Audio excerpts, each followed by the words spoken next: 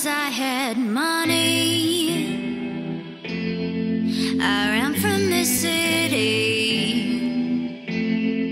I ran from the memories.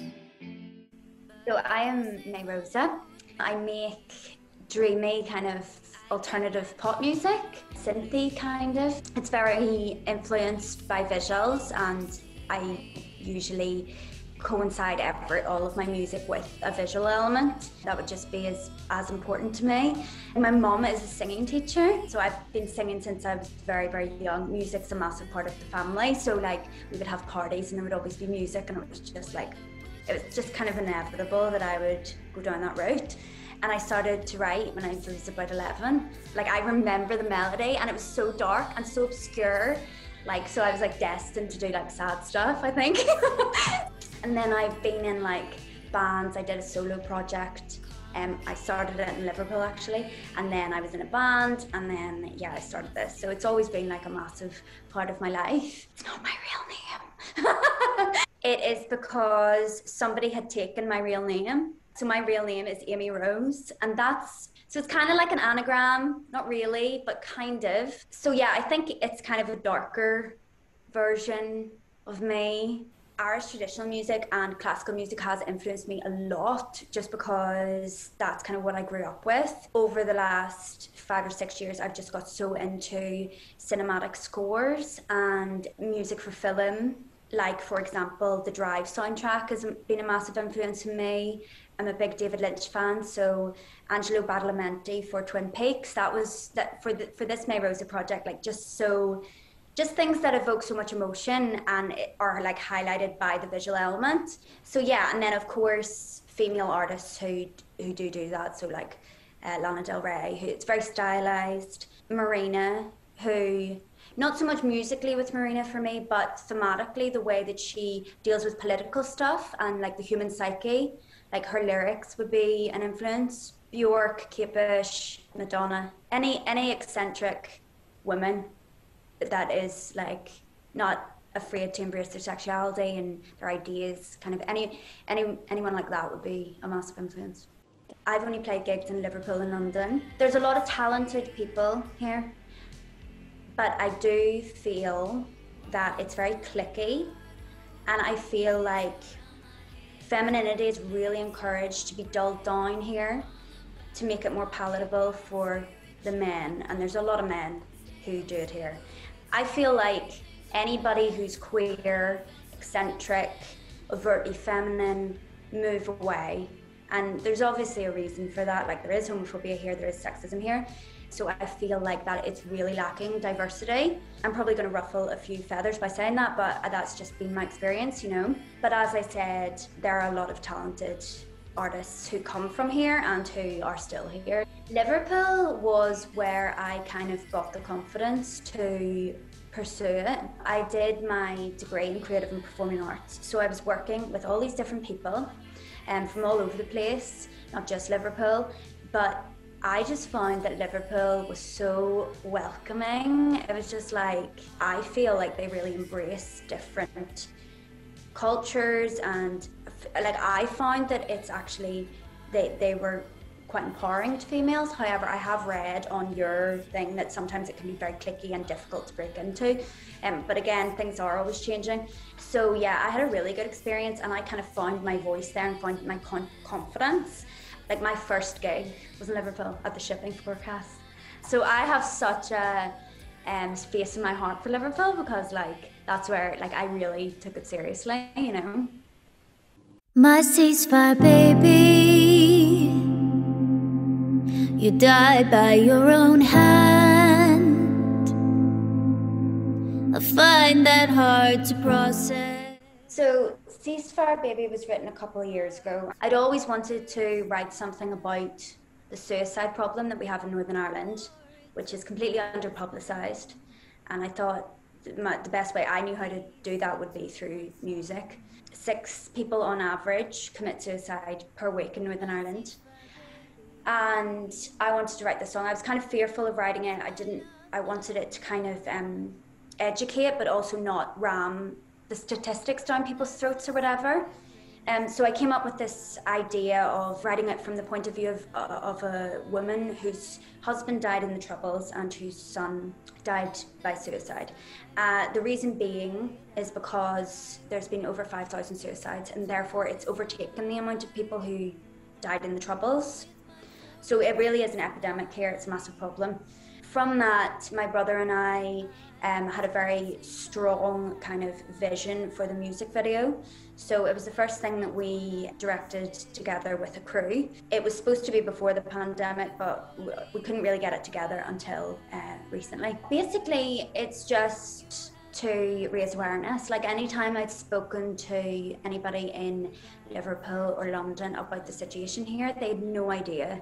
And it was just, people are just so shocked. And I just think, how has this been brushed under the rug? Like, how is this not more widely publicised? This is such a massive problem. It just feels like the communities here who have been really badly affected by suicide, they're just being completely silenced. Like, where is the help for them? And the other massive issue is that over the last year, because of the pandemic, ill mental health has really skyrocketed. This is speculation, but it doesn't take a genius to work out, well, if 6 people before the pandemic were committing suicide, does that mean it's more now? You know, and my question is, you know, when's enough enough? When will the executive give more funding to mental health services? As it stands, it's 5.5% of the healthcare budget goes to mental health services.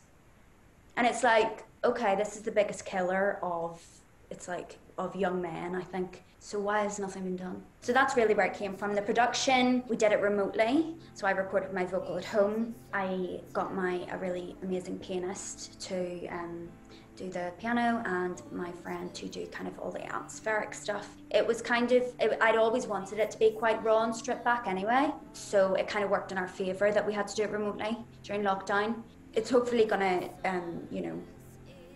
get other places where people will become more aware of this problem.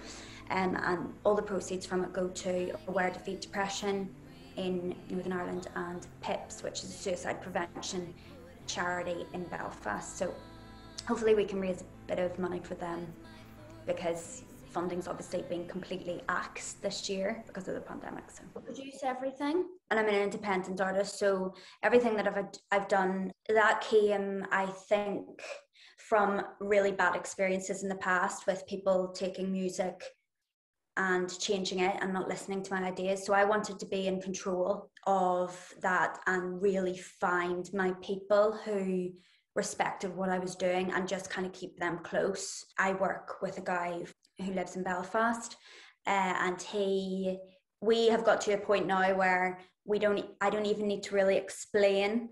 Like, he just knows what I like, and I'll kind of maybe sing something over a voice note. I remember whenever I was living in London, we were doing the EP, and I wanted this cello line, so I just sang it, and then he got a cellist to play exactly what I sang, so it's kind of like, it's quite chilled. I make like really scratchy demos. I was making really scratchy demos then. Like, I'm trying to get better. I've tried to get better this year, and I've like enrolled in this really amazing course, which actually your followers would probably be really interested in, which is with Isabel Anderson, and it's DIY recording and production for females and female identifying artists. So it's really amazing. It's like a community of women, and we have a Facebook group, and we talk, and it's just really good. There's psychological elements of it as well, like limiting beliefs, like kind of the trauma that female artists go through in a professional music setting, and kind of getting over that. And that kind of, I used to really believe that like I couldn't do it without a man. Now, like, one of my goals for 2021 is to produce something alone. And I think I can do that, I think I can do it. Whereas I didn't when I was younger. And this course has really helped me do that. Like, it's like less than 5% of producers and engineers are female. And you just kind of think, how many amazing female and engineers and producers could there have been if they weren't put off by the fact that it's like a boys' club?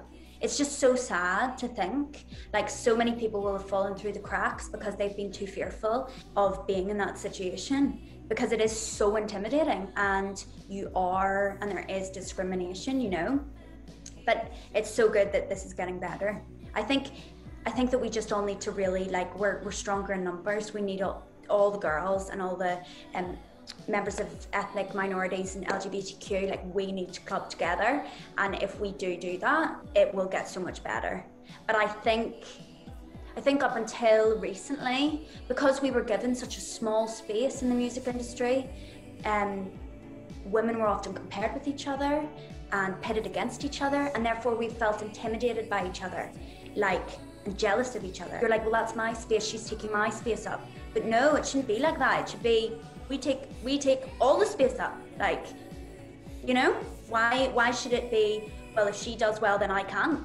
Whenever we see that other women are doing it and other minorities are doing it, then it gives us strength. We're like, okay, well, I can. If you see somebody in that role, like, for example, like Grinds, and she produces everything herself, and that's such an inspiration to me. I'm just like, right, well, yeah, like, go you. And she's so successful, and it's so innovative, and it's so fab. It is changing, like, for sure. But I do believe that, like, we need to be in each other's corner, do you know what I mean? Whereas I think we're encouraged not to do that, and that's probably by design, you know? It's like, oh yeah, but you know, it's not sexist because we had this one girl on the bill, and we had this one gay artist on the bill, so therefore, you know, it's not. It's tokenistic. The thing is, I think that they think that we don't know as well.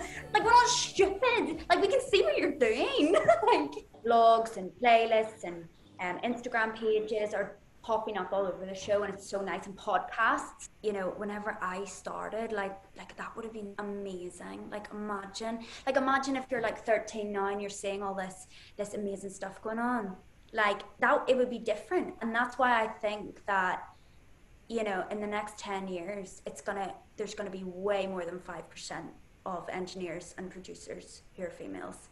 If we think about the stars of the future or whatever are growing up with, like, really empowered female artists who are producing their own stuff, who are completely independent, self-managed, and are in control of their career. Feel like, for definitely whenever I was starting this, I genuinely believed that, like, I needed to be, like, swept up by, like, an A&R guy who, like, saw me and was like, I'm gonna make you a star, honey, you know, that sort of thing. Whereas it's not like that anymore. And obviously, like, social media has its downfalls, mental health wise or whatever, but, like, we have much more power than we ever did, you know. The internalized misogyny that we have as women, whenever it was the size zero craze, and the way that women would criticize each other, it wouldn't fly today. Like, it just wouldn't fly. Body positivity is such a massive thing. Yeah, internalized misogyny, where we would criticize each other and feel intimidated by each other. It's that thing about they're taking up my space. I feel like the resurgence of, like, activists on Instagram and everything is so exciting, and it's done such good, you know. And I suppose it's the same with everything. A lot of what's happened this year, it makes you think about yourself and your own beliefs. But all of the socio-political stuff that's happened this year. So it's good that we're at a point now where we can really look at ourselves and how that we can be better and, like, help each other, you know? It's that quote, like, by dragging someone else down, it's not going to make you get any further. That's not how it works, pal. Like, you know, that's kind of been drummed in our heads as women. That kind of mentality that you both can't do it. Like, you all can't do it. It can only be a couple of people. But now we're just like, no thanks. That's not happening. I have a couple of singles that it's about memory and kind of looking at myself a bit more, as opposed to kind of Northern Ireland, the mental health problem here. And then I really, really want to do another EP before the year's out. And I would love, well, no, I'm going to produce something new and maybe direct somebody else's music video. That would be exciting. Somebody else, fab, another female, that would be great. I suppose the most pressing thing right now is to raise awareness on the problem and raise some funds, you know, complete this course. Just keep going, like, just keep going. It's the night.